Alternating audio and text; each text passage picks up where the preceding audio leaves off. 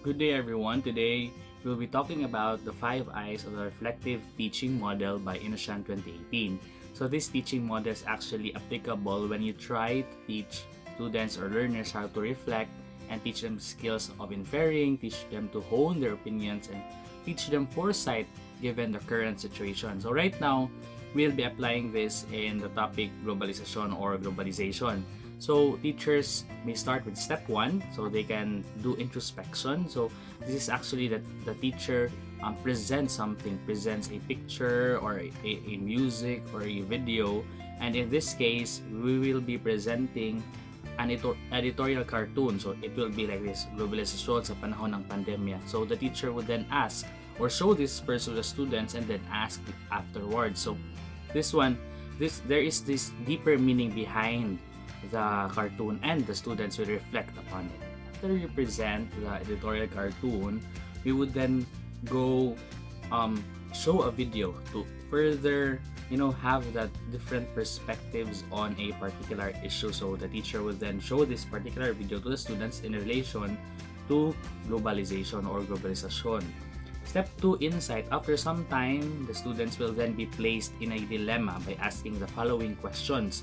So questions like, if you were the first Chinese to spread the COVID-19 virus in the Philippines and you survived, will you consider yourself responsible for the following deaths that you probably have caused? Or in Filipino, kung ikaw ang unang Chinese na nagdala ng COVID-19 sa bansang Pilipinas, sisihin mo ba ang sarili mo sa makasunod na mga namatay dahil sa virus? So this is actually a dilemma. So there is this issue in this question. So the teacher has to be careful in implying the issues and also getting the proper and right insights from the students. You can also have other questions like, if there was no sense of globalization and people only focused on or stayed in their own country, will COVID-19 be even a pandemic in the first place? Or will this make you go against globalization? Or kung walang globalisasyon at nanatili ang mga tao sa kanilang mga bansa lamang, magiging problema ba ang pandemya ito? So there is that inferring, and there is that ifs question. So this is actually reflective questions. So students are really reflecting on these things and how things could have been, or how things would be in the future. So these questions can be processed through an inquiry. So based on this answer, students will look for evidences, arguments, results, or any other things to support their idea. They can even do this by pair or by group. So inquiry is the third step. So the fourth step is actually integration. This is where the teacher will then lead the students to the lesson proper, most importantly. So the teachers will then connect the pandemic situation on the concepts of globalization, not limited to the pandemic itself. So this is where the teacher will present the following slides, the mga aspekto ng globalisasyon in communication or komunikasyon, paglalakbay, transportation, travel and transport, pop culture, popular na kultura, ekonomiya, and even in other aspects like politika. So this is where globalization comes in. So teacher would then make those reflections, even their insights to connect to the lesson. Or the fifth step is intuition.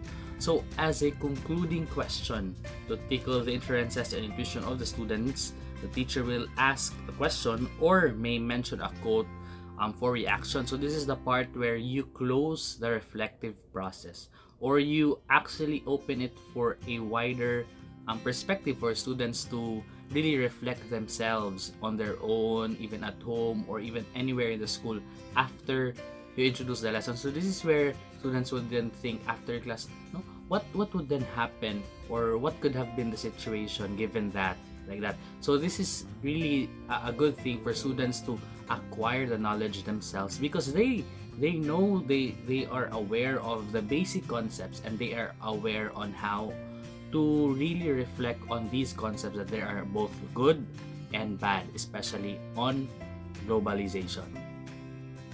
Step 5, the teacher will then ask the following question, or this question: can globalization survive coronavirus or will the pandemic kill it? Or in Filipino, makakayanan ba ng globalisasyon ang coronavirus o mapapatay ba ng coronavirus ang globalisasyon? So this is actually a wrapping up of all the reflective process so that students will think even after the class itself. So here you have the assessment. It's a simple assessment still connected to reflective thinking.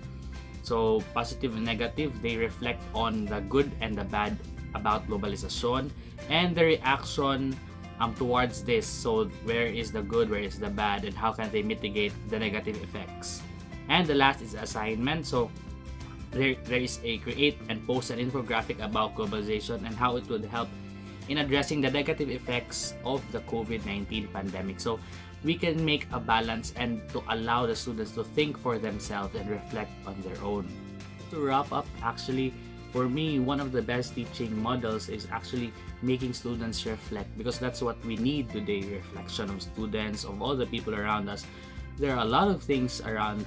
We can learn many things. We can learn all the concepts. We can learn all the facts. We can learn whatever we want through the technology. But if we lack reflection, if we lack introspection, if we lack looking within ourselves and just reflecting on our own, then all these things would be meaningless. Reflection is and should be part of our daily routine, daily learning, especially in school and even here in the online distance learning. So we would not forget our humanity amidst the challenges, amidst the development technology. We would still be human because we can reflect.